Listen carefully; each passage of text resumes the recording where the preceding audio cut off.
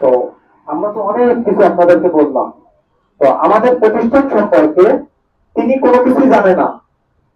মানে আপনারা তো ভর্তি হয়েছেন না, আপনাদের অভিভাবকরা আসছিল, আপনারা অনেক কিছু জানেন, কিন্তু ইনি আজকে ফার্স্ট আসলো প্রথম। তার মেয়ে কিন্তু দাঁড়ায় আছে পিছনে, ঠিক আছে, এখনো ভর্তি হয় নাই। তো এমন একজন অভিভাবকের সাথে আমরা আমাদের বেবি নার্সিং এর কি কি করতে পারি, দিক নির্দেশনামূলক আঙ্কেলের কাছ থেকে আমরা কিছু পরামর্শ নিব, ঠিক আছে না? এবার আঙ্কেলের কাছে একটা করতালি হবে না? ধন্যবাদ।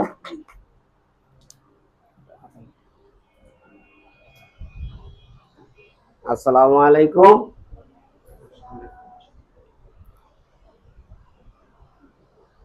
আপনারা সবাই ভালো আছেন? আমার নাম মোহাম্মদ রিপন সরকার। আমার বাড়ি মাগুরা জেলায়। পূর্বে আমার বাড়ি ছিল ঝিনাইদহ জেলায়, বর্তমান ঠিকানা মাগুরা জেলায়। আমার একটা মেয়ে এখানে ভর্তি করার জন্য আপনাদের কাছে নিয়ে আইছি। তার নাম মোহাম্মদ রূপা খাতুন। আমি সাধারণ জ্ঞানে আমি বেশি বড় লেখাপড়া করতে পারিনি আপনাদের। আমি অল্প কিছু লেখাপড়া করেছি, কিন্তু আমার ইচ্ছা আছে যে আমার মেয়েকে দিয়ে আমি একটা কিছু করবো। আমার এটা প্রথম সন্তান। তবে সবার দোয়া উপরে আল্লাহ থাকে, নিচের মাটি। আমি একজন মুসলমান ঘরের ছেলে। আমি সৎ নীতিতে আমি উপার্জন করি, আমি অটো চালাই। আমি কোটিপতির সন্তান না। তবে আমার মনে একটা ইচ্ছা আছে যে আমার মেয়েকে নিয়ে আমি একটা স্বপ্ন আছে, যদি তার মাস্টার শিক্ষক তারা যদি একটু গাইড দেয় আর আমার যদি একটু সহযোগিতা করে, তাহলে হয়তো মনে হয় আপনাদের দোয়ায় আমার সন্তানকে নিয়ে একটু আমি উচ্চ পর্যায়ে যেতে পারি।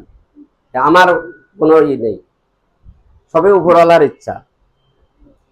তবে একটা কথা কি, যে মেয়েটা অনেক দূরেরটা আপনাদের কাছে দিয়ে যাব, আপনারাই মা বাপ, আপনারাই সবকিছু, এখন আমি কিছু না যখন আমি দিয়ে যাব।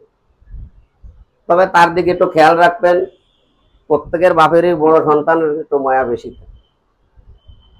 এটা হলো আমার প্রথম সন্তান, তারপরে একটু মায়া আছে। আমি বেশি কথাও বলতে পারি না। এমনি মানুষ যা বলে আমি তাই শুনে রাখি, সবাই সেটা আমি মাথায় ঢুকাই। তবে আমার মেয়েরা ঠিক এই কায়দায় যে যা বলে তাই মাথায় রাখে, আর সেই কায়দায় আমি আমার মেয়েকে আপনাদের কাছে দিয়ে যাব। তবে আমার মেয়ের দোয়া করি, সুশিক্ষিত আপনাদের সবার কাছে দোয়া চাই যেন আমার মেয়েটা ভালোভাবে এই জায়গায় পড়ালেখা করে ফিরে আমার কাছে আবার ব্যাক আসতে পারে। এই বলে আমি আমার বক্তব্য শেষ করলাম। ধন্যবাদ আঙ্কেলকে। ঠিক আছে।